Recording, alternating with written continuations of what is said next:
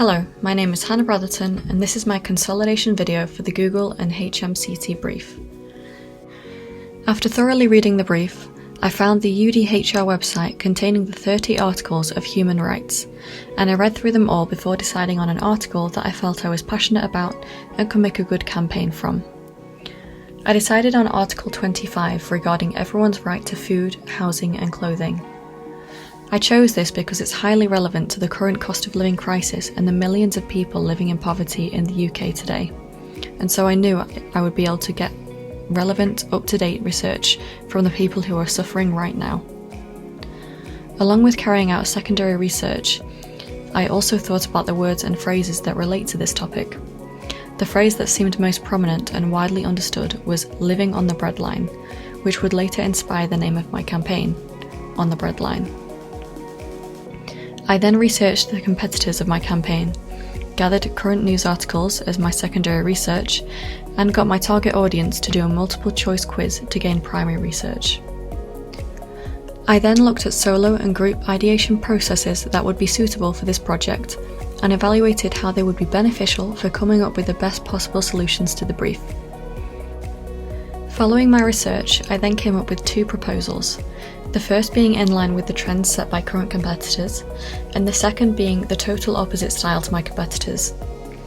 I made the first one using soft, caring colours like blues, greens, and used lowercase text to appear less pushy and arrogant, while the second one had a more aggressive style using blacks, reds, and bold uppercase text to portray a sense of urgency and seriousness, with the vector illustrations of politicians which could spark anger and frustration in the viewer who wants to push back and create change. I then needed a way to test which of the two proposals were more effective and appealing to my target audience, and so I created a testing plan using a combination of social media and online forums to get the opinions of both creatives and non-creatives from my target audience. I then explored the options of the two proposals by analysing the pros and cons of the different fonts, colours and styles to help me realise which options were more appropriate for the design solution. I also explored different graphic styles through the ages to see what these effects brought to my design. The styles I chose were pop art, grunge and flat. I then took these three styles and created monochrome, hand-tinted and saturated versions to see how these changed the effect. The two that I thought were the most effective were the flat design, as it simplified the poster without taking too much away, and the grunge that had been hand-tinted green because the green gave a bright, eye-catching contrast against the dull, grungy style.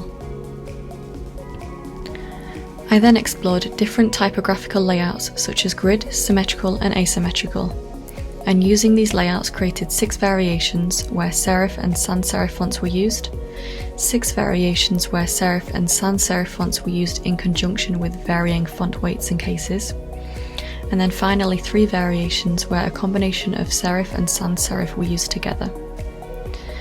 I then executed my testing plan, gathering the results from my Instagram poll and multiple responses from the online graphic design forum.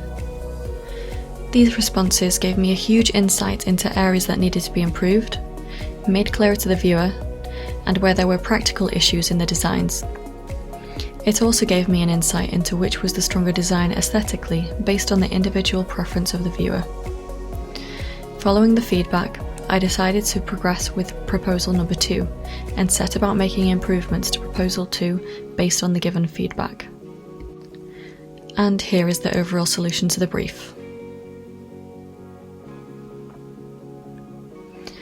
I have gone on to discuss which of the features of the brief are fixed and which are variables with scope for change.